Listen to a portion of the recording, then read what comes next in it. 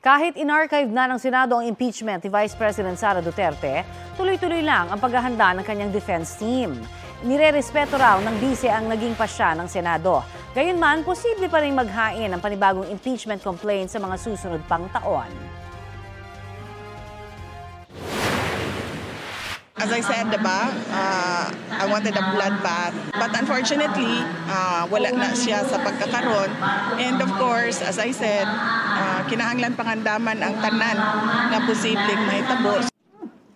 Git naman ni House Speaker Martin Romualdez, hindi ang paghahain ng impeachment complaint ang minamadali, kundi ang paglibing-an niya ng Senado rito. Ani Romualdez, aktibo pa ang impeachment dahil pinagkokomento pa ang bise kaugnay sa apela ng Kamara na baliktarin ng Korte Suprema ang nauna nitong pasya na unconstitutional ang Articles of Impeachment.